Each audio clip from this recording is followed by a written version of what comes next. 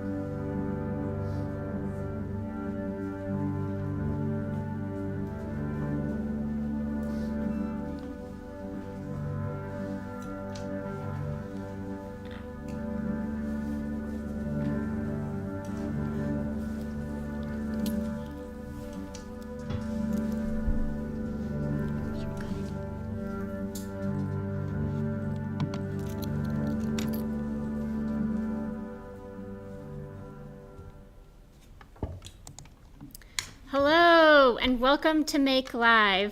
I'm Sarah Hall, and you all are at the Northeast Regional Library in the Makerspace. And for each episode of MakeLive, we invite a special artist to make in front of you, and also virtually. We're streaming live. One of the best parts about MakeLive is that you guys are here and get to ask questions, interrupt, maybe not during the music this time, but interrupt between pieces, ask heaps of questions. That's the best part. And let's learn as much as we can. But for today, I'd like to introduce you to artist Brittany Jennings. She will be performing on the cello. Please welcome Brittany. Brittany, Hi. You're here. Thank you. You're welcome. Tell me a little bit about you as an artist and maker, and then introduce how you got to cello. Sure. Okay. But talk real loud. Oh, okay. Oh gosh. Yeah. So I came from a musical family. My dad is an orchestra director for some county schools, and he put my sister and I in violin lessons when we were small, and then I switched to cello when I was 8, and then I switched to saxophone for 3 years, and then I went back to cello. Is an 8-year-old's cello different than? Yeah, it's really cute if anyone wants to have their children learn. It's small. It's smaller. It's about like this big. Okay. And then you get tape, like frets. So you've been playing forever. Yeah. Yeah. I Okay. have. It's grown up with you. That's really Yes, cool. Yep. And maybe changed along with you. Yes, definitely. This cello I've had since high school Mm-hmm. when I started taking it seriously, but I've had it modified to fit what I wanted it to look like. So. Oh, what does Yeah. that mean? So this is a classical cello.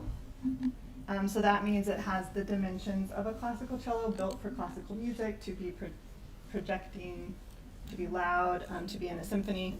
But I've always had a heart for Baroque music and medieval to Renaissance music, and those string instruments look completely different. But I learned classical cello, so I had it modified just to be a little bit more Baroque. So I had my fingerboard shortened, which a Baroque fingerboard is probably like from here to there. I had a woodworker, Daniel Graham, who has a studio in Lexington. He did wood inlay with mother of pearl for me. Oh. Usually a fingerboard is just ebony. But up until the classical period, a lot of Baroque instruments and Renaissance had inlay, had like different scrolls. This is called a scroll.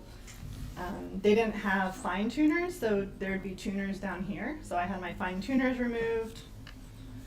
I have geared pegs, which they're hidden geared pegs, but yeah. And then I can take my end pin out, and I learned how to play with the cello on my legs when it's not plugged in. It's really hard to do that when I'm doing loops and things. That's awesome. But yeah, and so because the Baroque cello, usually it would have a flat back. It would be bigger.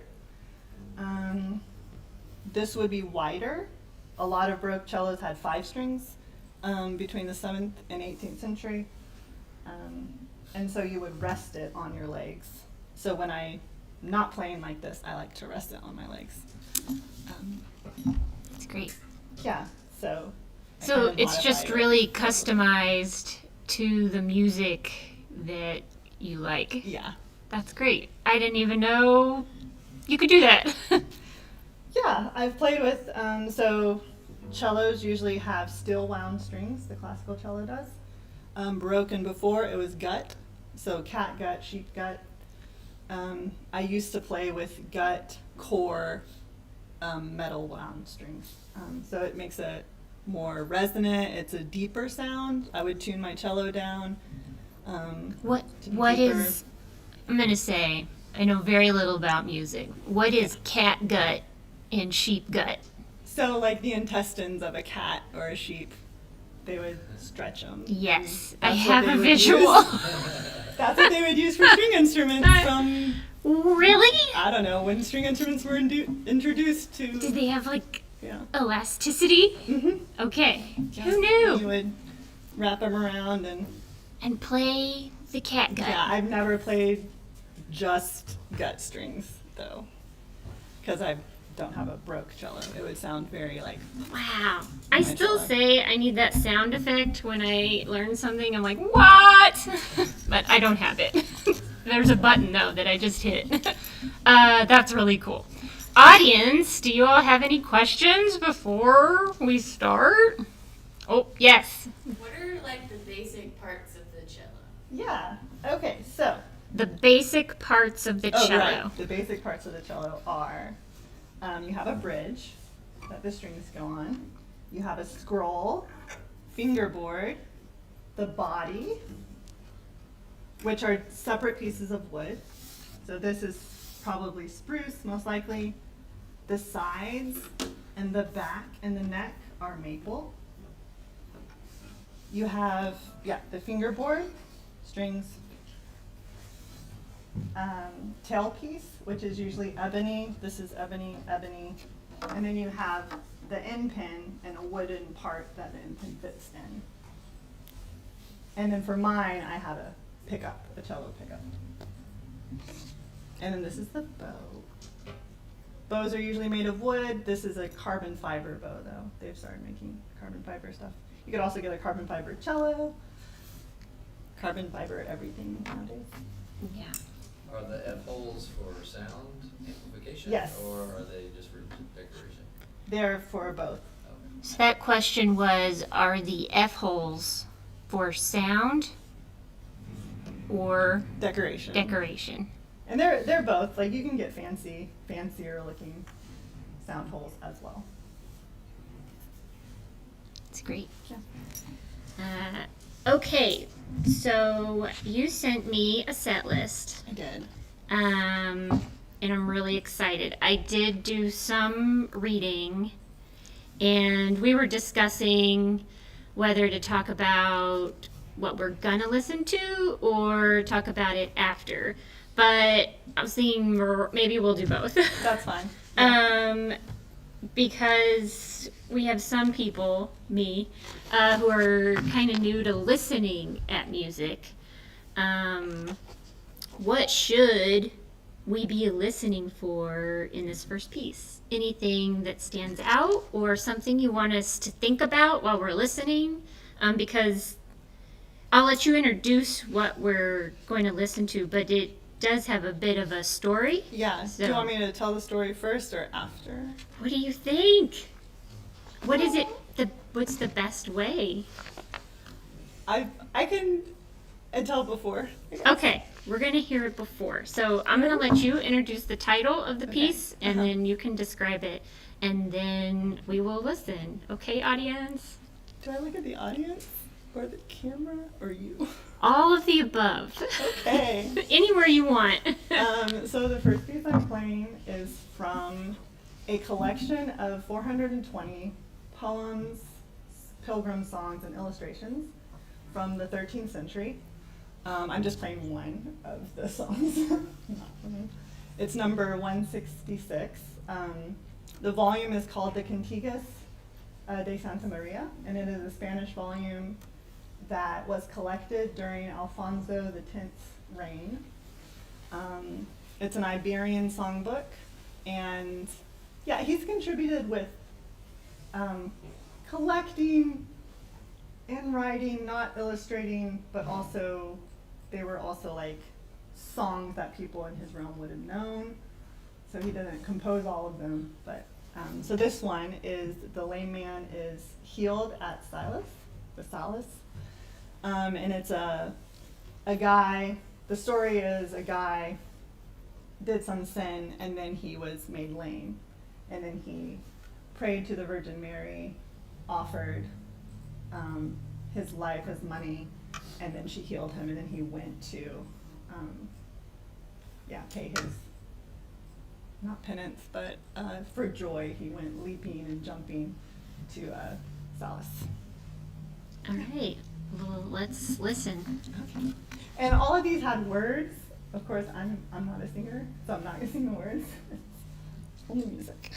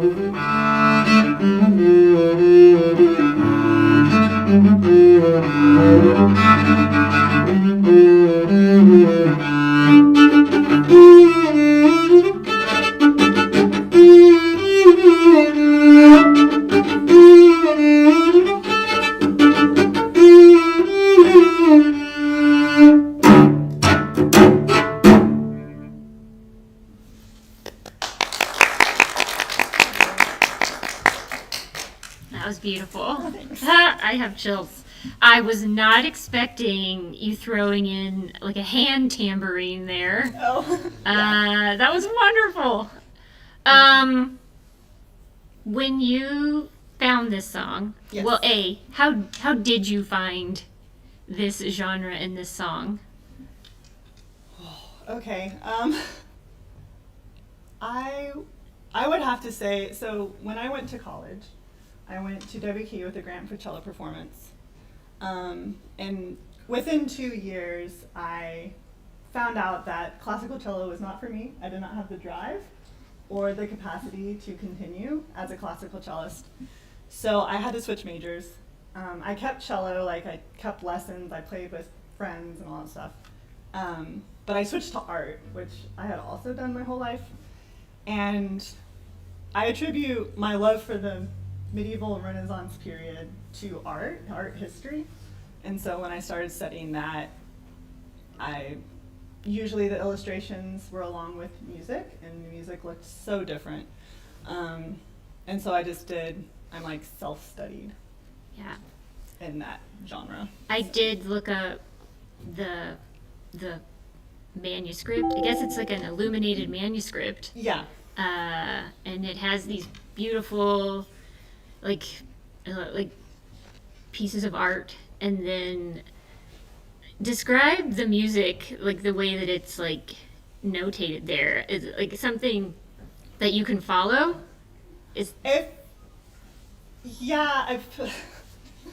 Kind of. Yeah. For me, I have to find transcriptions of people who have degrees in it to Yeah. see what they've written.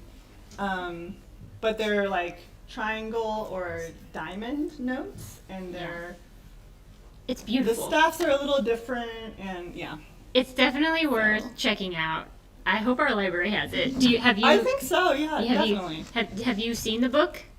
Oh no, not this book. Not this book, but Okay. our libraries definitely have like medieval manuscript stuff With that you can look musical. up. Yeah. Oh, yeah. That's great. So when you're playing, and I know this song has words that go along with it, Yes. how do you see the music driving the story?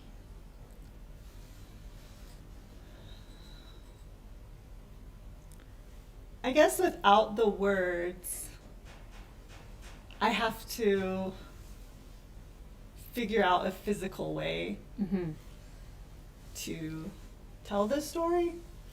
So with this piece in particular, I mean, I was like jumping all over with my bow, and I felt like that was kind of like a hop and a jump, and Yeah. and so with the other pieces, I think when you listen to the singer, like a recording of the singer singing it, you can get the feel Mm-hmm. of it, and then you look up the words, and then you look up the translation to your language of the words, and then you're like, okay, I kind of figure out what the story is. Yeah. I think I'm going to have cat gut stuck in my head for the rest of the day, but I love that it might be like coming from, like it's from within. And I just love that. I mean, I don't love that they use cat guts, but I do love that the instrument is like built, to pull out your emotion. Yeah, I think I've heard people say the cello is the most human of the string instruments. Mm-hmm. So it's the one you hold closest to you. It's also within the human range, the human vocal range. Yeah, totally. And yeah, That's I great. like it. I like it. Any questions about that first piece? What do you call it when you're doing your hand? Drumming, I don't know. You can take hand tambourine. It's Hand fine. tambourine. I call it the hand tambourine. Yes. Is the music trying to set the mood, set the emotion of the lyrics, or is it just trying to provide, or is it just a supporting piece for the lyrics? Yes, if I had a singer, I would not be the forefront. I would be supporting the singer and the lyrics. That's great. If any singers want a cellist, I'd be willing. Yes. I immediately recognized that tune from like a Spanish song that I sang once in school called Rio Rio Chio, but Yes, okay, so I forgot. Yes, I like to smash tunes together, and the end was Rio Rio Chio. that's so cool. I love that you knew. It's right here on my paper. Yeah, I forgot that I did that until I played it, and then I was like, oh right. So tell me, am I Do people normally combine these two songs, or is this a you thing? But Please tell me how. Okay, so I come from, I said a musical background before, but like folk music and bluegrass is what my family plays, and you put tunes together. So, and also in the Irish folk tradition, you put That's multiple really tunes great. together for a medley. And you could do that in the classical tradition too, but. Well, I'm going to use that to segue because the next one you have put two pieces together. Yeah. Can you please introduce these two wonderful pairings? Can you remind me what they are? Yes. Boleyn? Yes, and Packington's Pond. Yes, okay. I love that you said pond instead of pound because no, there's something about it. Sarah can't read at the library. Is it not? It's P-O-N-D. No, that's what it is. So Packington's Pound or Pond is Oh, he a did live tune. near a pond. He did. Hmm. So that is a Elizabethan tune that I've smashed with another Spanish Christmas carol, which we alluded to is a Spanish Christmas carol. But En Belén is in Bethlehem, and it's about Jesus' birth. And I smashed that with Packington's Pound, or Pond, which is Elizabethan tune. And the story's fuzzy about how both of them came to happen. I know more about the Elizabethan tune. Sir Packington was one of Queen Elizabeth I's favorites. And one story about the tune is that he decided to swim the English Channel as like fealty to his queen, like look what I can do. And she was so distraught that she ran to him and like declared that you cannot do that. Like I love you as you are, but stay in my court and don't die. And then another one is that he had a pond. And something about like it was illegal or something to have it, and so he let it drain into a field. And then the tune has been used in the Beggar's Opera, which came later, and it was given lyrics called The Cut Purse. Yes. And it was about like a thief. And so it's just got a whole menagerie. storied past. Yeah. Well, let's take a listen.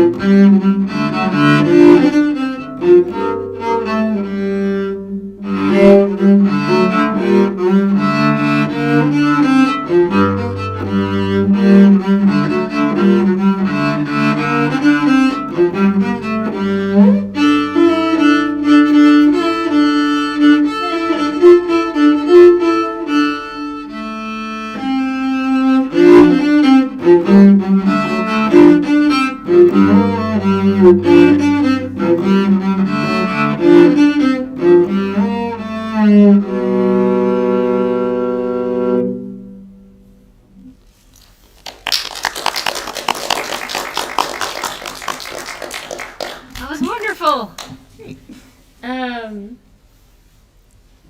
In that piece, Yes.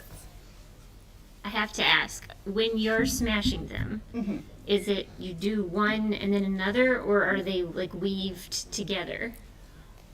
I try and weave them together. Sometimes it's more successful than others. Oh. But yeah, it's an ongoing Yeah. process. I was feeling like there was like a fun back and forth there. Do you imagine when you're combining two pieces that there's like a conversation? Are you creating kind of like a different story when you do that? That is a much deeper question than what I do. That's I okay. love that question, but Well, it just gets when you. I mean, I think because we are in history, and you have these cool manuscripts with like illuminated. So then your mind starts telling its story, and now you're combining another one. It does send your brain off into different places. What is your process then? I mainly go by what key the songs are in and the feel of them. Yeah. So if you listen to originals of the pieces I play, they will not sound like how I play them. You'll get snippets of like, oh, that was like the same melody. But I'm not like a traditional player of the tunes. Yeah. So I kind of mold them to be the feel that I want. Yeah. What if that song had a feeling? What would it be? I don't know, I think of like dark blue and dark purple, moody ness. Like it kind of starts out like a little lullaby, but the lullaby is kind of like on edge a Yeah. bit. Yeah, and then Packington Pond, I got to mess around with harmonies in it, and so Yeah. It's just musically exciting for you yeah. to get at the math of it, perhaps, and finding, I guess, notes and chords that you could see blending together. Yeah. Yeah. And then for me, which I have none of that, it does create a pretty interesting story over here. So it's just fun that it can, art to anyone can be so many things. So that was beautiful. Question. Yeah. When you were doing like the pull off, I was like Yeah. it was like a lower note in the Mhm. middle. Was that like original to the songs, or was that something that you like added? Can you show us that? So pull up, yeah, just doing.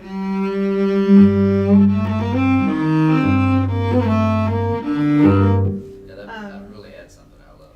Yeah, so a lot of these songs would be played with a consort, which is a ensemble of traditional instruments that were back then, and so everybody would have their part to play, and it's just me, so I have to kind of make up, which is why I did the hand tambourine. Oh. Like if you listen to number 166 of the Cantigas de Santa Maria, Mhm. there's like a constant drum going, and it's like a very dancey type tune, and I have to like simulate that. That's When I brilliant. play by myself. So. Yeah. Yeah. So that's what that was. Yes. What, I noticed your phone is doing something wild. What is That is showing me if I'm in tune or not. You're doing very I good. have, oh, thank you. I haven't been looking at it because it's for a different piece. Oh. So I'm just keeping it on. So I missed the first piece, I guess, that you played, and everybody's talking about the hand tambourine thing. Yeah. When you're doing that, which I missed, but when you're doing that, are you only playing with one hand and not Yeah, I can holding do it. down? So when I play the hand tambourine, just and then I Okay. play. Yeah. I was like, are you like playing the notes? No, like different. So when cellists drum on the cello, different cellists go different places. So like I've seen people drum on the back when they're just doing like a. They do that, or they do. Whoops, that was my.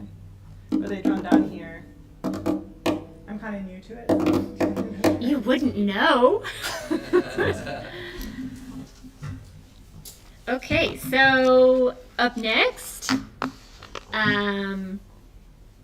help me with this one. Tree limbs. Oh yes. Okay. Smash so, cut with. Beard on a Brera, but it's Bird on a Briar, which is the oldest saved English secular troubadour song that they have like in their collection, and it's just a love song. And cool story about it is that it was written on the back of a papal bull, which is like a law or a message from the Pope with the Pope seal. And it was written with a poor pen, and so like half of it's kind of gone. So a lot of people will interpret the half that's missing. Oh, as a fun. certain, I mean, people who really like know their stuff will be like, oh, this tune was popular at the time too, so this should follow this example and this blah blah. But I am not like that, and so I made up my own type. That has to do with when you're walking under tree limbs and you kind of like see them like going like this, and if you're driving in a car and you start driving and they just start melding and going Yes. together. Yeah. Yeah, can I get my tea? Sorry. Please, yes. I was also reading about this one, and I'm hoping, Brittany, you can fill me in. But there's also a play on the word, is it bird? He sings to a bird. He sings, but it could also be B-U-R-D-E, which was woman. Yeah, And like a then broad it could or also bird. be to Saint, is it Brigid? I think so, yeah. So just a fun play on words to go with that. And so then I also just loved that you were putting it with tree limbs, which is this a piece that you wrote? Yeah, so I start with Bird on a Briar, but then like morph into my own. Yeah, I can't wait. style. Are you ready? I think so, just a second. Yeah.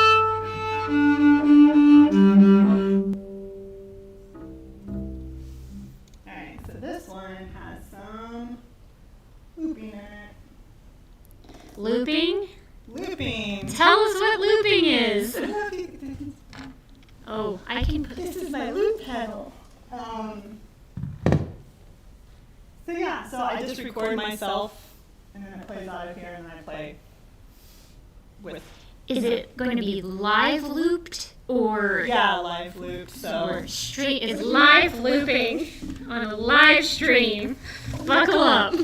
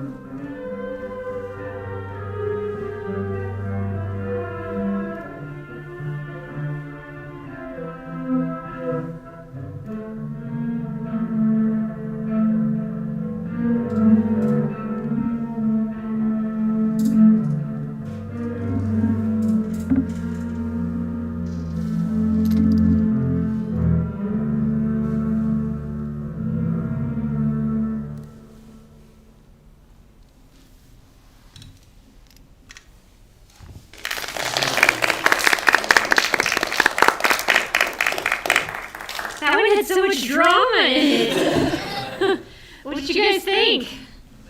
Amazing. Yeah. I mean, I felt like I was watching art there. I love. Yeah, it really did. She said it felt like a collage. It really did. So I think we just saw a couple new techniques. Yes. What is the Oh, this is called tremolando. Or tremolo. all the way up? That Yeah. was. So that actually came from, I don't know if this is just me getting older, or if anyone else has experienced this on Spotify. Whenever I get in the car and I'm like starting to listen to Spotify, I don't know if it's just like me trying to figure out the key of the next song, or like when a song switches, it seems like the pitches go a little bit. And it might just be the dissonance of what songs they're picking to follow the other one, and so the ear is trying to catch up. But that's kind of what That's I fun. also put in there because it's been happening. I don't know if I'm just getting old. But That's great. yeah. Is there anything you wanted us or the audience ears to feel or hear in that particular piece? I'm kind of unease. Mainly, like you're kind of disoriented. Like you start out fine, and then just like you're watching tree branches go back and forth and back and forth, and then I guess because I had this experience driving and listening to Spotify, it kind of like it Created was that. very disorienting for me for a second, and Yes. I was like, oh man, I bet I could replicate that. That's wild. When I lived up in Connecticut and the sun set, it felt like at 3. But their streets were smaller and lined with trees. So I'd always be driving home while the sun was setting, and it would do like that strobe effect, Yeah. which, you know, I could totally feel in some of that music. And also, it is weaved in with it's a love song, right? Yeah, that part I just kind of ignored. Who needs love? Okay. It's, love for trees. I love trees. Okay, fair enough. You're singing to a bird. Yes. Any questions? No. Okay, so for our last piece. Yes. Yeah, what was that dramatic half in this, second part of the song representing? The dramatic half in the second half of the song was like the disorientation that you feel sometimes when you're, excuse me, when you like see the strobe effect of the limbs if you're looking up and going fast, or if you're trying to hear a song and it can't quite pitch it correctly.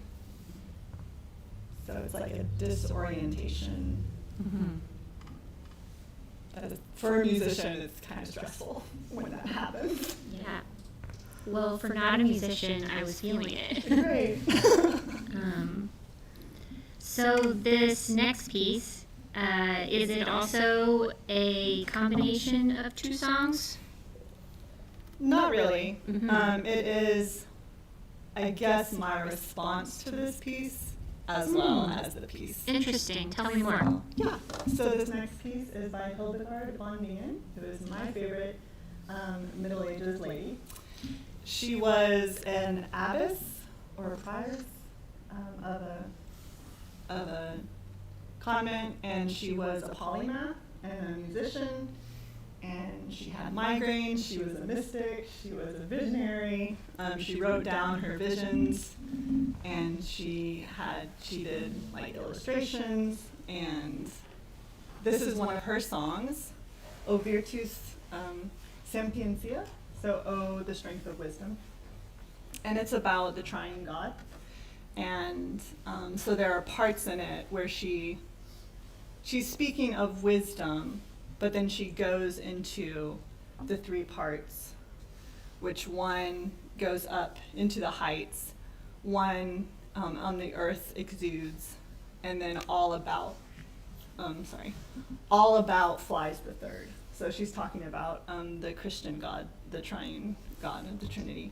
And yeah, and it's just a praise song to that, and then my response to it as a fellow believer. I was Googling her. I'm equally impressed. She was But awesome. she also, there was this image of like a face with the three wings. Yes. That is worth a look-see. Yeah. It's pretty cool. So I think like the one wing pointing, up, and the one sweeping the ground, and then the one that flies around. It's a great image. Yeah. Um, So yeah, everyone should check her out. There are lots of books. She also wrote books, which I'm going to be 40 this year, and she wrote her first work, Skivus, where she detailed her visions and some of her medical thoughts. And she was 42, so I was like, oh, okay. So guys, that. still got some time. So for this last piece, do you want to leave us with any, like, what we should be thinking during this, or what you would like us to... What I hope to do is, within this space and with this amp, is to mimic what it would be like to hear it in a stone cathedral. Okay. Because usually this song would be sung by a solo voice. Okay. And yeah, she wrote it for like her nuns to sing during one of the prayers. So we're gonna turn the reverb up. Yes, we are. Okay.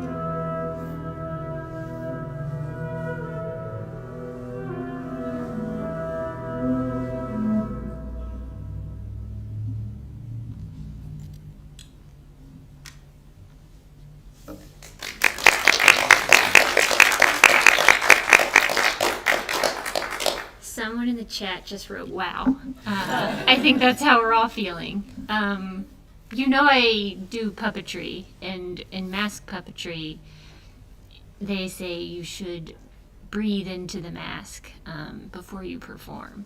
And I kind of see you taking a breath into the piece before you play. And I really feel like you just somehow take us back in time, but through such a unique approach. It really is a beautiful collage that you have here. And I've so enjoyed hearing your music. Thank you. Yeah. Any parting questions for our audience? I just really like that last one. Yeah. Thanks. Yeah. What century is that? 12. So she lived from 1098 to 1179. She wrote it sometime between those. So yeah, Hildegard von Bingen's from the 12th century. I think she'd love it. I hope so. Well, Brittany, thank you so much for playing here today. I'm just so excited. The walls of the library could have your music. We're so appreciative. Is there any place we could be going to hear more of your sounds? Not right now. Okay. But I am always interested in collaboration, and if anyone wants a cellist, I'm available and would love to collaborate with drama or puppeting Yes. or making art or music. Well, let's Yeah. give a round of applause to Brittany. Thank you so much, audience. Thank you, online audience. It was a beautiful experience here today. Join us again next month, March 23rd, for artist Amber from Fossy Lou Balloons. I can't imagine what's going to happen. Thank you, guys. Have a great Monday, and we will see you next time. Bye.